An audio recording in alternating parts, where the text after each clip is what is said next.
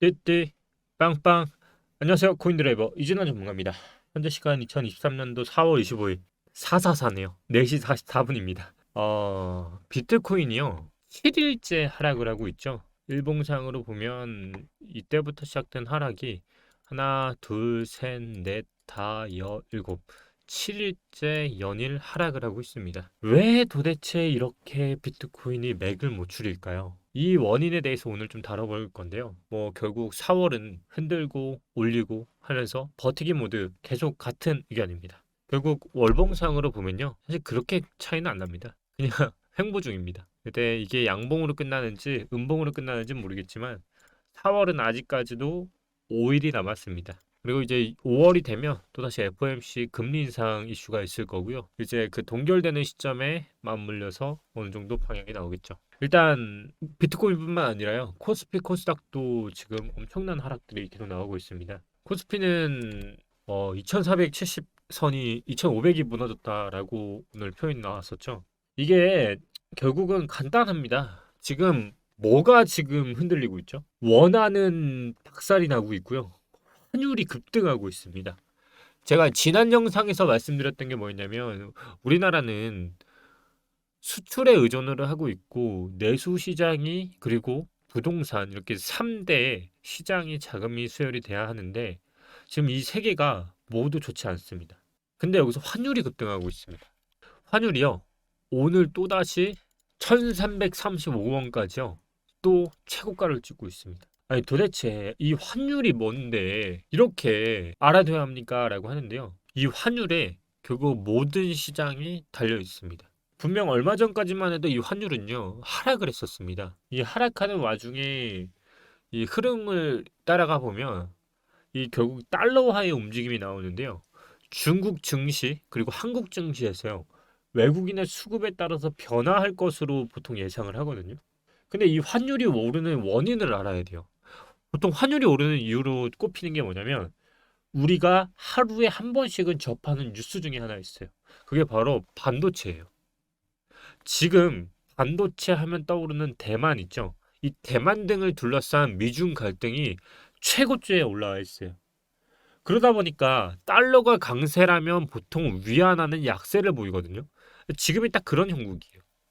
그러다 보니까 달러는 오르는데 위안화는 떨어지고 있어요. 결국 반대 현상이 나오고 있거든요. 보통 외환 시장에서는요. 원화는 위안화의 프록시라고 해서 우리나라의 원화와 위안화는 비슷한 움직임을 보통 얘기를 하는 걸 프록시라고 하거든요.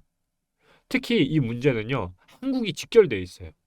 대만과 관련해서는 최근 윤석열 대통령이 미국과 보조를 맞추는 다 발언을 해서 중국이 거세게 반발을 했었죠. 대외적으로 이걸 보면 불확실성이 계속 커진다는 얘기예요. 수출에 대한 부진, 무역 적자 지속. 결국 이러한 모든 한국 경제의 펀더멘탈에 대한 약화가 환율 상승을 부채질하고 있어요.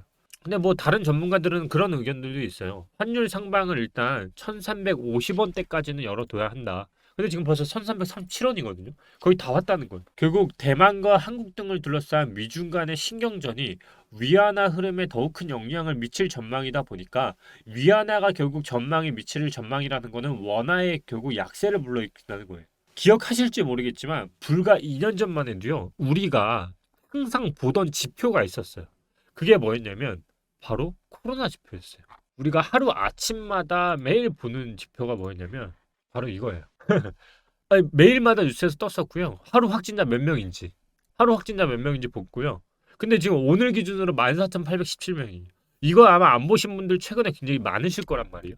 그만큼 코로나는 일상에 너무나도 많이 침투를 해온 시점이에요. 그리고 코로나 이슈로 인해서 우리가 유동성 자금이 투입하기 전에 큰 폭락이 왔었죠. 그 봐야 하는 지표 중에 하나가 저는 지금은 환율이라 생각을 해요. 소비자 물가 지수는 얼마 전까지만 해도 많이 봤는데요. 제가 봤을 때 지금 봐야 하는 지표는 환율이에요. 지금 어떨까요? 지금 이 데이터를 보면요.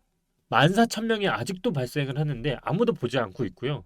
이때만 해도 하루 확진자로 시장이 출렁출렁거렸는데 지금은 아예 환율의 영향으로 넘어오고 있는 지표가 바뀐 거죠. 지금은 이 소비자 물가 지수 CPI 등 많지만 저는 그래서 환율이 가장 중요한 지표로 보고 있고요. 환율이 이렇게 연일 최고가를 갱신하는 것을 보고 있을 때마다 생각이 드는 게 도대체 왜 이 환율은 계속 오르고 언제까지 오르고 이걸 도대체 언제까지 부채질하면서 오를 거인 거예요. 결국 한국으로 치면요. 한국 경제의 펀더멘탈이라고 했잖아요. 이거 중에 가장 1순위가 수출의 부진이에요. 우리나라 무역 적자가 지금 몇 개월째 유지됐을까요? 13개월째 연속 적자를 이어가고 있어요. 15개의 수출 품목 중에 13개의 품목이 뒷걸음질을 하고 있고 이 대부분의 수출을 우리가 어디에 의존하고 있죠? 중국이에요. 근데 지금 중국은 우리나라와 어떤 스탠스가 유지되고 있죠? 안 좋아요. 그게 문제예요. 한국은요, 구조적인 무역 흑자국이었어요. 무역 흑자가 상당 기간 지속될 것이라는 기대감이 컸었는데요. 지금 완전히 뒤바뀌었단 말이에요. 매일매일 나오는 게 바로 반도체 뉴스고요. 매일매일 나오는 게 우리가 경제 안 좋다예요. 한두 달 정도의 무역 적자가 나는 것은요, 충분히 있을 수 있어요. 근데 13개월 연속 적자와 외환위기 이후에 가장 큰 기간 동안에 무역 적자가 발생하는 거는요. 일시적인 게 아니라 구조적인 무역 적자의 우려가 커지고 있는 거예요. 지금 스탠스를 잘 취해야 하는 게 우리가 중국에 분명히 수출 품목이 굉장히 많은데 지금 우리가 밀고 있는 게 미국이거든요. 미국은 그나마 우리나라에 계속 요구하는 건 중국과의 차단을 계속하고 있어요. 그러면 여기서 우리나라에 들어와 있는 자금이 어떻게 될까요? 바로 외국인들이에요. 이 외국인들이 코스피도 그렇고 코스닥도 그렇고 계속 판매를 하고 있어요. 매도를 하고 있거든요. 이 매도를 하는 원인이 결국 환율을 계속 부추기는 꼴로 환율을 사러 가고 있어요. 결국 수출이 안 되는 거는요. 외국인들의 불신을 키웠고요. 외국인들이 매도를 하는 상황을 만들었고 대중 수출의 부진과 반도체 가격 하락이라는 이슈로 인해서 경기가 부진하다는 것을 간접적으로나마 보여주는 꼴이 된 거죠. 이게 금리를 인상하니까 달러를 보유하면 받을 수 있는 이자의 매력이 커지니까 정말 간단합니다. 달러를 보유하면 이자를 더 높이 줍니다. 그렇기 때문에 미국 달러를 사는 게 더 안전하다고 판단되는 거죠. 아니 무역 흑자가 너네는 13개월째 유지되고 있는 나라에 투자하는 것보다 그냥 가장 안전하다고 표시되는 이자가 높은 달러로 몰리는 것은 너무나 당연한 거죠. 이러다 보니까 달러 강세가 계속적으로 나오는 거예요. 근데 여기서 질문할 수 있잖아요. 한국도 금리 인상을 하고 있지 않나요? 한국도 많이 했어요. 사실 현재 한국 기준금리는 3.5%거든요. 아무리 동결을 했었어도요. 사실상 엄청나게 많이 올린 거예요. 2017년도 기준만 해도 우리는 1.25%로요. 이거를 거의 유지한 기간만 보더라도 올라간 스탠스가 거의 안 올라갔어요. 보시면 3년 동안, 4년 동안, 5년 동안에도 계속 유지를 되다가 1% 이하로 내려갔다가도 이제부터 올리기 시작했어요. 4, 5년 동안에도 올라가지 않던 것들이 점차 올라오기 시작해서 이제 3.5%가 올라오고 한국도 많이 했어요. 근데 문제가 뭘까요? 바로 미국이 지금 올린 기준금리와 한국의 기준금리가 속도가 다르다는 거예요. 방금 한국 기준금리를 받고 미국 기준금리를 봤거든요. 잘 보시면요. 2017년도부터 1%였던 기준금리가 올라가는 속도를 보면 2022년도 5월 5일과 미국의 기준금리와 2022년도 5월 27일 날부터 시작되는 기준금리의 차이가요. 속도가 0.5, 0.75, 1%, 1.25, 0.25씩 올라간 반면에 0.75, 0.75 속도가 계속 보이시죠? 0.5, 0.75, 0.75, 0.5 속도가 차이가 많이 났어요. 거의 2배 이상의 차이가 난 거죠. 결국 이 속도의 문제가 미국은 빠른 속도인 반면에 한국은 이번에도 동결로 점차적으로 인상을 하면서 보고 있죠. 결국 차이가 나기 시작했어요. 한국은행도 노력을 안 한 건 아니라고 했잖아요. 왜 이걸 노력을 못 했을까요? 우리나라의 가장 큰 고질적인 문제는 가계부채 때문이에요. 가계부채가 많은 대한민국의 특성상 재무관리나 부채관리에 취약하거든요. 가계부채가 많기 때문에 한국은행이 미국 연준처럼 빠른 금리 인상을 단행하기에는 부담이 있기 때문에 올리기에도 쉽지 않은 구조가 우리나라의 구조예요. 결국 글로벌 안전자산 하면 당연히 비트코인보단 달러거든요. 결국 그러다 보니까 달러 수급하는 환율이 오를 수밖에 없는 구조로 지금 빨려 들어가고 있고 대한민국처럼 반도체 타격을 맞게 되면 성장률이 바로 눈에 띄고 13개월 적자를 겪는 나라에서 성장률이 우리나라에 투자를 할까요? 미국에 투자할까요? 정말 간단한 원리에서 예스 노예요. 미국에 투자를 할 거란 말이에요. 그러다 보니까 자연스럽게 환율은 오를 수밖에 없는 환경이 만들어진 거죠. 결국 이런 것처럼 환율은요. 모든 한국 경제와도 연결되어 있어요. 그렇기 때문에 미중 우리나라의 갈등이 결국 모든 시장을 봐야 하는 안목을 길러야 하는 포인트인 거고요. 우리가 중국과 수출에 있어서 가장 많은 품목을 교류하고 있는 이 나라에서 중국의 수출 규제로 인해서 우리가 바로 타격을 받고 그게 결국 외국인들에게 불신을 작용하는 투자자들에게 매도 세력을 이끌게 됐고요. 이게 결국 자금을 빨려나가는 역할을 하게 됐고요. 이 과정에서 우리나라의 고질적인 가계부채의 문제가 연달아 터지면서 기준금리의 속도로 따라가지 못하는 효과가 나타나게 된 거고요. 그러면 당연히 여기서 내수 시장이 커져야 하는데 지금 문제는 수출은 없어져요. 그러니까 수출을 한다는 건 뭘까요? 수출을 함으로써 달러가 들어온다는 건데 달러가 들어오지 않고 있다 보니까 수입하는 품목이 많아져요. 파는 건 없는데 사는 게 많아져요. 그러면 내수 시장이 발전할 수 있을까요? 없어요.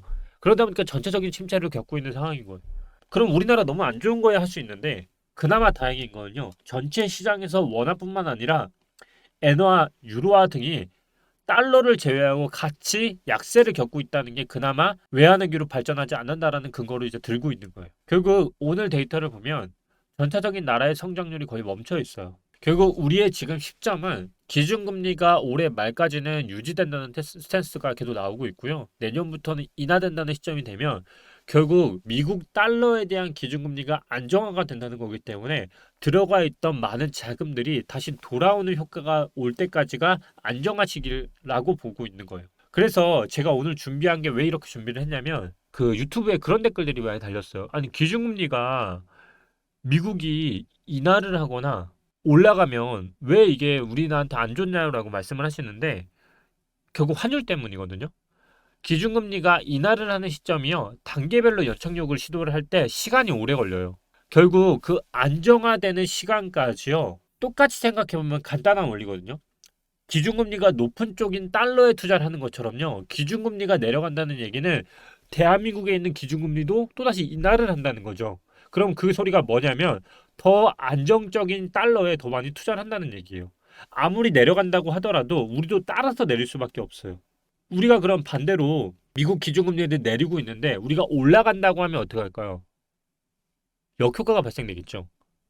반대라 생각하면 돼요. 우리한테 그럼 자금이 투자가 될까요? 라고 물어봤을 때 과연 우리한테 들어올까요? 그때가 또다시 가계부채 문제가 생기는 거예요. 그러니까 그래서 전체적인 안목을 보는 시점이 진짜 중요하다라고 보는 거고요. 지금 제가 예시로 들었던 코로나 때 우리가 봤던 지표 그리고 CPI 이런 게 있지만 지금 가장 중점적으로 둬야 할 거는 환율이에요. 지금 환율이 정말 최고가로 계속 연일 상승을 하고 있어요. 그래서 오늘 뉴스들도 고삐 풀린 결국 환율이 오르면 안정적인 자산이 환율에 몰릴 수밖에 없고요. 원화를 팔고 환율로 갈 수밖에 없는 이 시장이 전체적인 약세를 불러오고 있다라고 보시는 게 맞을 것 같고 그럼에도 불구하고 현재 투자에 대해서 너무나 궁금하시잖아요. 전체 장세에 대해서는 당연히 음봉이 나왔기 때문에 기존에 말씀드렸던 게 뭐였죠? 지금부터는 이제 매도 라인인 건 분명한데 32K까지 가느냐 35K까지 가느냐는 내가 꼭대기까지 먹을 수 있느냐 없느냐의 문제일 뿐이고 결국 추세 라인대로 가고 있다. 여기서 이 부분을 한 번 더 터치를 하느냐 하지 않느냐는 분할 매도의 영역인 거지 사고 팔고의 문제가 아니다. 결국 이 파동의 전체는 어디로 가고 있다? 하락 파동으로 가고 있다. 1파, 2파, 3파, 4파, 5파로 가고 있다. 그래서 저는 12K, 13K는 보는데 그나마 계속적으로 제가 스탠스를 유지하는 거는 4월은 이제 거의 5일밖에 남지 않았기 때문에 버티기로 흔드는 모드. 그리고 5월에는 예상한 대로 0.25, 0.5 빅스텝이냐가 나올 것 같고요. 예상을 뒤흔드는 0.5는 정말 시장이 무너질 거고요. 그게 아니라고 하면 5월, 6월 때는 비트코인 도미넌스가 빠지면서 알트들의 움직임이 나올 것 같은데 지금 세럼하고 오미세고는 뭐가 됐죠? 당장 내일 상패가 돼요. 차트가 죽었습니다. 오미세고는 당장 내일 상패가 돼요. 지금 남아있는 코드 위주로 살 거면 항상 뭐를 보라 했죠? 양봉을 기준으로 사라. 리플 같은 경우도 현재 양봉이에요. 근데 이슈는 있죠. SEC 재판 결과에 따라 리플은 계속적으로 변동하는 코인이기 때문에 다른 것들도 마찬가지입니다. 스택스도 마찬가지고요.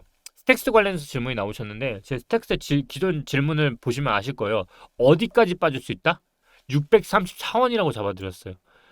이 저점을 깨고 고점을 넘나드는 흐름이 이번 달 안에 나오는지를 보는 게 정말 중요한데 그렇게 나오면 무조건 상승으로 턴을 할 가능성이 높고요. 그게 아니고 그냥 음봉으로 마감되면은 반등에 나와야 합니다. 그리고 비트코인도 마찬가지고요. 비트코인도 2분의 1 기점을 깨는 게 아니라면 차트는 다시 한번 반등을 하고 그 다음 죽어가는 차트로 만들어질 거고요.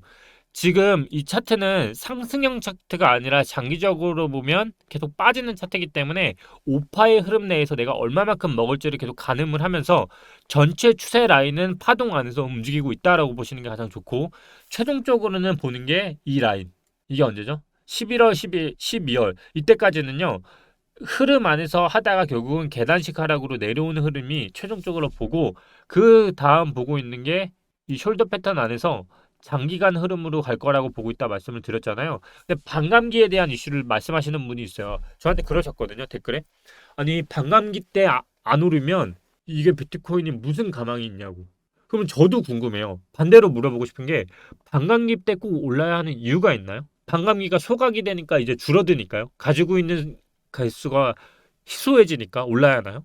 그 논리는 어디서 나온 거죠? 그러면 그 논리대로 가면 저는 이렇게 묻고 싶어요. 그러면 그 희소해지는 가치를 더 올리기 위해서 반감기 때 안 올리고 아래에서 매집을 하고 올리면 더 희소 가치가 높아지는 거 아니에요? 내가 더 많이 가지면 되잖아요. 누구나 예상할 수 있는 그 반감기의 상승이 과연 올까라는 질문을 저는 하고 싶어요. 그래서 저는 반감기 때 올라야 하는 이유에 대해서 과연 그게 맞을까는 잘 모르겠어요. 그러니까 저는 최소한 반감기 때는 오르지 않을 것 같다라고 보는 입장이고요.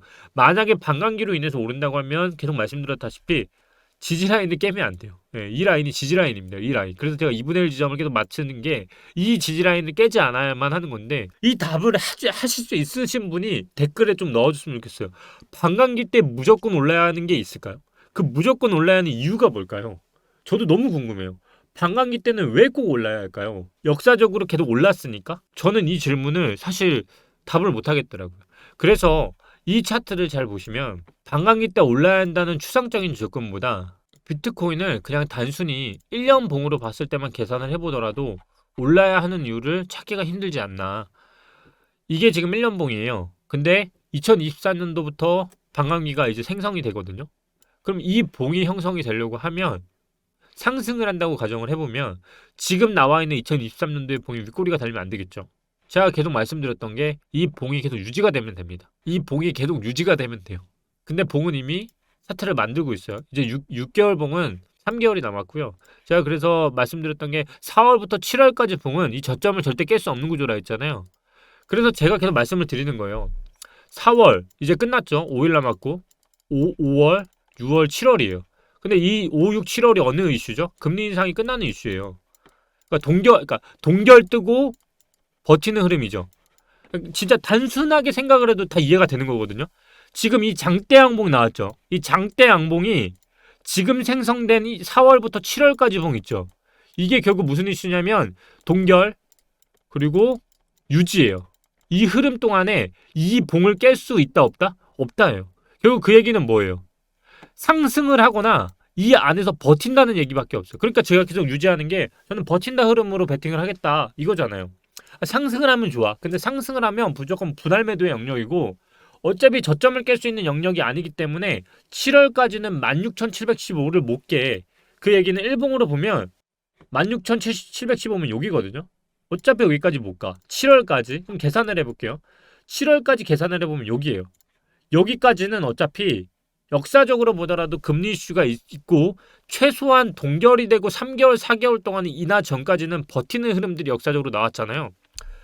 이 흐름까지 안 간다고 하면 두 가지겠죠. 여기서 계단식 하락으로 해서 7월까지 가거나 아니면 이걸 다 뺀 다음에 여기서 이제 계단식 하락을 흐르거나 결국 지금의 범위를 보면 이 흐름이에요. 이 흐름. 지금 맥시멈이 어디냐면 2739, 7,000달러 내외에서 3개월 봉이 논다는 얘기예요. 이렇게 계산을 하면서 손익비를 따져야 돼요. 그게 아니면 진짜 무지성 투자로 반감기니까 올라요밖에 안 되는 거예요. 7,000달러면 아까 여기였죠.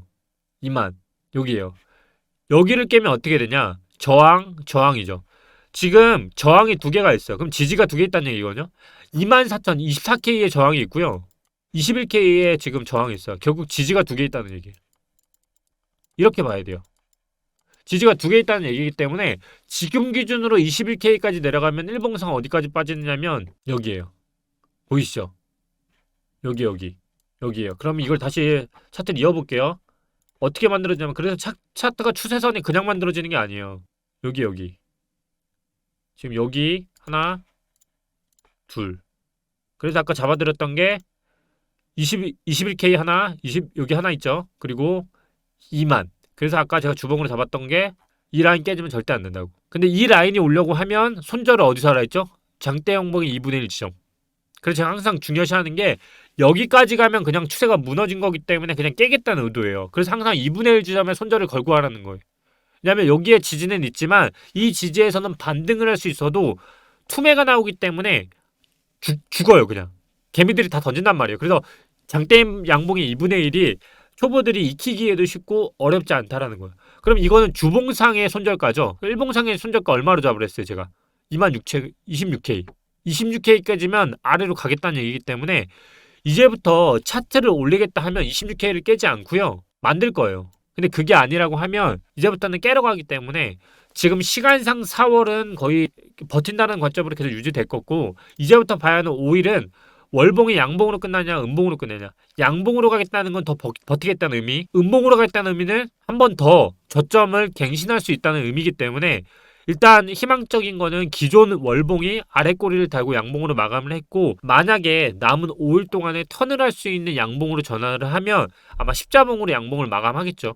그래서 일단은 지금 남은 5일 동안 체크해봐야 할 거는 월봉. 그리고 가장 큰 이슈는 뭐다? 환율 이슈.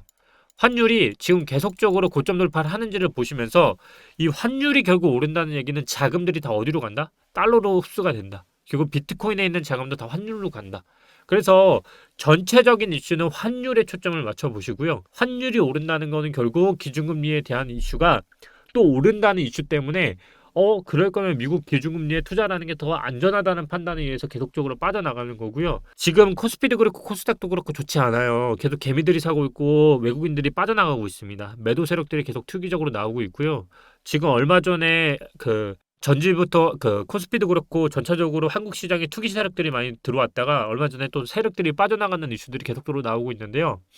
전체적인 시장의 그림을 파악하시고요. 내가 먹을 수 있는 손익비가 얼마인지를 파악하시고 들어가고 그리고 아까 말씀드렸던 주봉상의 손절가 21K 그리고 20K 그리고 반감기에 대한 이슈가 무조건적으로 오른다라고 판단하는 거는 좋지 못하다. 그래서 큰 봉을 먼저 보고 차트를 먼저 이해한 다음에 내가 시간상으로 어느 정도의 계산을 어느 정도 한 다음에 그 안에서 이슈들을 체크하면서 들어가는 게 가장 좋을 것 같고요. 그리고 오미세구하고 세럼은 상패입니다. 내일. 결국 지정학적인 리스크로 인해서 환율이 결국 저항선인 1450원을 넘을지 아니면 넘을지 않을지 이 관건이 될 거라 보고 있고요. 아직 1년봉은 상승의 영역 안에 있고요. 상승하기 위해선 뭐다? 계속적으로 양봉이 꽂아 넣어야만 합니다. 하지만 구조상 저는 그게 힘들다라고 보고 있다라고 계속 말씀을 드립니다. 결국 아직까지 스탠스는 유지하고 있고요. 4월의 봉이 아직 확정되지 않는 이상 이게 하락이다, 조정이다 판단할 수는 없다. 근데 지금부터 더 내려오게 되면 저항의 영역이기 때문에 봉이 무너질 수 있다는 건 분명히 맞습니다. 그렇기 때문에 지금 4월, 6월 봉은 이제 7월부터 시작됐을 때 이 7월부터 시작되는 봉이 이 아래보다 높게 되면요. 남은 두 달, 그러니까 이제 5월 시작되죠. 5월과 그리고 6, 7월, 5, 6, 7 이 봉 안에서 시작을 되는 봉이 있죠. 그러니까 두 달이 남아 있을 텐데 이 두 달 안에 이 윗꼬리가 여기서 마감을 되는 현상. 말 그대로 마감 현황이 23K 아래에서 머물게 되면 다음 7월 1일부터 12월 1일까지 봉은요. 아마 시간적으로 저항을 넘었다가 다시 빠지는 데 시간을 다 쓸 겁니다.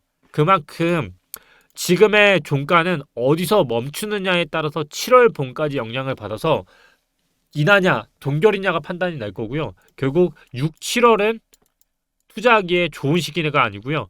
최적의 투자 시기는 저는 5월이라 보고 있습니다. 이 5월이 넘어가는 순간부터 6, 7월은 아마 시간적으로 오르막 내리막이 더 심해지는 리스크가 더 많이 늘어날 겁니다. 오늘 그래도 맥락적으로 웬만한 것들은 다 잡아드렸고요. 그리고 오늘 코인드라이버 영상을 구독하시는 분들은 반드시 텔레그램을 들어오시라고 말씀을 꼭 드려야 할 것 같아요. 제가 내일 몸에 조금 문제가 있어서 수술을 합니다. 그래서 일주일간의 병원 신사에서 내일 수술을 들어가서 일주일 정도 입원을 할 것 같고요. 제 이 부분은 결과가 나오면 말씀을 드리겠지만 제가 수술이 좀 있어서 내일부터 사실 입원을 좀 합니다. 그래서 그 영상에 대한 거는 일주일 정도 올라오진 않겠지만 텔레그램 통해서 제가 아마 전달을 드릴 것 같아요. 그래서 촬영을 하기에는 조금 입원을 하다 보니까 좀 힘들더라도 텔레그램 통해서 제가 반드시 텔레그램으로 시황하고 전달을 드리는 일주일이 될 것 같으니까요. 이번 일주일 동안은 제가 4월이 마감하는 이슈도 있기 때문에 반드시 중요하다. 그래서 오늘 영상 토대로 텔레그램에서 나눠 드릴 테니까요. 반드시 오늘은 텔레그램 꼭 입장하시라고 말씀드리면서 영상 마무리하도록 하겠습니다. 너무 걱정 안 하셔도 되고요. 수술 잘 받고 돌아오도록 하겠습니다. 여러분 오늘 영상 환율이라는 이슈 정말 중요합니다. 그만큼 우리나라가 지금 수출에 많이 의존을 하고 있다 보니까 그만큼 많은 타격을 받고 있던 것도 분명한 것 같고요. 이 이슈들이 잘 해소가 돼서 다시 한번 경제대국으로 조금 일어날 수 있는 계기가 됐으면 합니다. 계속적으로 텔레그램에서 호흡하도록 하겠습니다. 감사합니다. 오늘도 이준환 전문가였습니다.